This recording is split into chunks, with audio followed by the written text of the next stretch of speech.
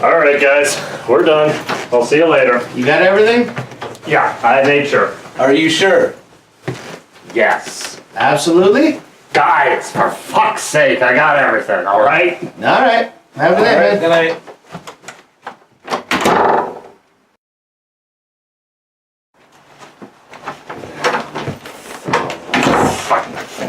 God, I can't believe I pushed it. Good night, Sci-Fi. Fuck you.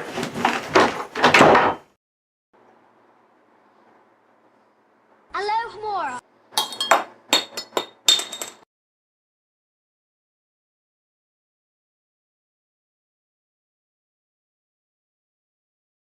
Greetings, Internet denizens. He's Josh. He's Paul. He's Sci-Fi, and we're your guest of Geeks.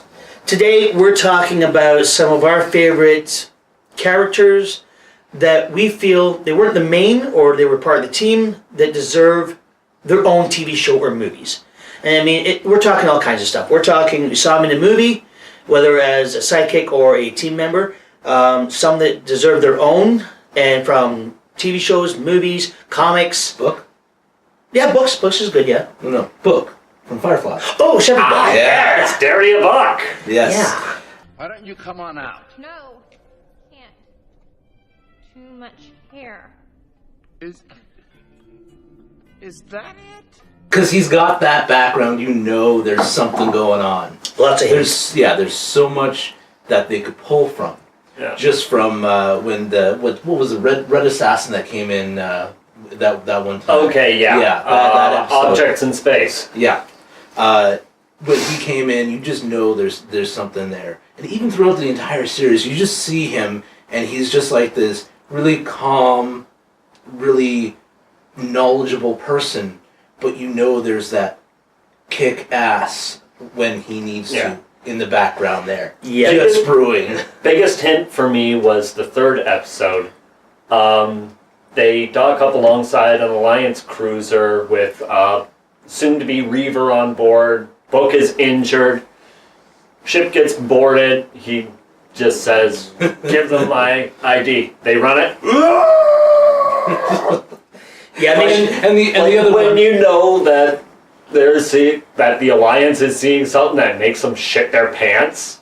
I mean, you don't see it like that until Serenity, when the Reavers come out of that plasma cloud. there is definitely a mystery to the characters. Something about him that's like, they dropped little hints of, like, probably if you go back 20 years in the character's history, he made Jane look like a pussy. Yeah. And so...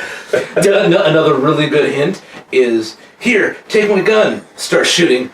I thought that you weren't supposed to kill. The Lord is very vague about kneecaps. Very quotable movie, and I think that that could have been also a theme throughout whatever media he got. One of the great things about a character is that when you see them, and it's obviously, especially an older character like Shepherd Book was, knowing that there's a mysterious history to him. Yeah. Another character with a bit of a mysterious history. Well, it kind of gets explained for the most part in the books, but it doesn't actually get exposed to many of the characters. Is Julian Delficki Jr., Bean from Ender's Game. Okay. Haven't read the books or movie yet. Yeah. He got that nickname because, as he says, Grew up on the streets, not worth a bean. now the thing about him is that he's actually the product of a genetic modification experiment to unlock what's known as Anton's Key. Basically, unparalleled intellect capability, but it has a cost, as all such things would. Starts off life extremely small, very underdeveloped. I mean, even in the movie, or in the book, sorry, because I'm not going to talk about the movie, it just He hasn't had 5 cups of coffee yet. Yeah. In the book, he is the smallest member of the protagonist's Geesh, as it's called, his clan, his club, his pack, whatever. Posse. But the major cost is that he will never stop growing. Even when he reaches what would be adult height, he keeps going. And it will lead to a shorter than expected lifespan. So he's growing like a bean. Yeah. Yeah, that's another I reason think for so it. to say that Bean will sprout. Yeah. But he shows up in a lot of the whole Ender's Saga books. He's basically the secondary character in Ender's Shadow. Or Ender's Game, sorry. Ender's Shadow is Ender's Game told from his perspective. The one I would really want to see them make a movie of is Shadow of the Hegemon. Basically, Bean is on Earth after Ender Wiggin has fucked off to parts unknown with the Hive Queen. He's got a war brewing between India and China and a whole pack of extra powers. Everyone wants him to command their armies because in Ender's Shadow, you see, he is the true intellect. Everyone is saying Ender Wiggin is going to be the big man. It's fucking Bean that makes him who he is on so many occasions. Behind every great man is an amazing sidekick. Yep. Or as I was always taught, behind every great man is a surprise mother-in-law. Yeah. Especially mine. Yeah. So who's your sidekick? You guys. For me, Moon Knight from the comic books. I loved him, and growing up, especially my teenage years, a buddy of mine, he loved Moon Knight, and I got into it because I kind of looked up to him a bit. And Moon Knight, even now, that I've grown past that guy, Moon Knight is still a great character. Now, some people refer to him as a Batman knockoff because he fights crime mainly at night, he uses gadgets, and he's a billionaire. So I see it. But the thing is, though, Mark Spector was a mercenary, and at one point, and made a lot of money. But at one point, while they're in Egypt, his boss, the Bushmaster, decides to kill a bunch of people. He goes against it. Bushmaster kills him, or so he thinks. And then the priests of an Egyptian deity called Khonshu take Mark in, save him, make him healthy, get him better, and they tell him that he ends up speaking with Khonshu and becomes like an avatar or emissary of Khonshu, and comes back to the States, and he uses a billionaire persona, but not his real name, as a funding for it, and a way to keep things on, like talking with high society people and all that. But he's got two other personalities as well. He's got a cabbie personality, and then his mercenary, that he's still known for that. So that gives him connections in all levels of society. Okay. For keeping on going things. And yes, of course, Khonshu is a moon deity. So that's why he fights at night. Moon Knight. Yes. Yeah. A rather cheesy cop-out, I think, really, for I am the moon that fights at night. What do you call yourself? Moon Knight? There's, and of course the fact that, he's wearing all white while fighting at night, it's like, really crosses out the whole Dark Avenger concept right there. So, yeah, but he was still cool, and like later in the storylines, it ended up that the three personalities, he started having a psychotic, schizophrenic break, and so they really were able to richly delve into the character in the comic book. And even if you just got like a one knockoff movie, that may be fine. But then I also think as a TV show, it would work because seeing him progress in the schizophrenia, dealing with friends and family, then dealing with his consciousness, and so there's a lot of rich history there. There's some cool bad guys and a really excellent character that could make a great one-off movie or even TV show. In my book. So Marvel. Oh, he was a Marvel. Yeah, he's a Marvel character. Okay, you want to talk Marvel characters that deserve their own? Black Widow. Yes. Yeah.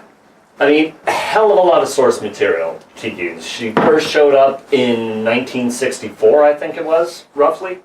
So, she's been in it for a while. Oh, yeah. And still looking great. Oh, yeah. They explain that in the comics. Basically, Nick Fury and a couple of others take this thing called the Infinity Formula, slows down their aging. That's how they're able to recon that characters from the 60s aren't looking old in today, 70 years later. They've got a serum running through their bodies that slows their aging process. Yeah. And she's one of them. Yeah, the Infinity Formula. Not to be confused with the Infinity Gauntlet. Or the Infinity Gems. Stones. Whatever. Or Infinity from the bar. Black Widow, you said. Yeah, a hell of a lot of source material to use. And, let's face facts. There is one thing everyone would want to see in a Black Widow movie. We want to know what happened in Budapest. That's classified. It's only classified God damn it. until it appears on screen. Or until you've been to Tahiti. It's Oh, a wonderful place. Moving on. And Black Widow definitely. And well, Yeah. not to sound like a bunch of sexist pigs, but a woman in skin-tight clothing. The guys are wearing skin-tight clothing as well, and so I'm sure the girls are looking, going, "Ooh, what a tush." Us guys too were looking at her in the. Yeah. Well, speaking of great asses, another one that would be great to have some sort of backstory with, Rafiki. Oh my god. Just the level of insanity and knowledge that he has. I mean, like Timon and Pumbaa, they have like backstories for so many characters now. They got their own TV show. Exactly. And their own movie. Lion Yeah. King, 1.5. So it would be great to see just how his relationship with Mufasa, with Scar, all the. Do it again. Mufasa. Mufasa, Mufasa, Mufasa. Ooh, it tingles me. I'm surrounded by idiots. We need to stop drinking as much.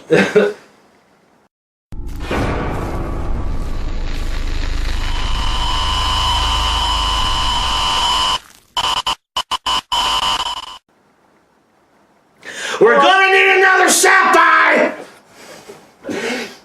Cabbage is shame. Sorry. And it would be interesting to see if there was if he was always that insane, or how he got his knowledge, kind of thing.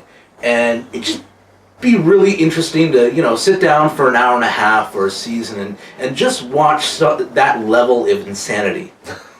I think they're watching it right now. That's just guys watch, but yeah.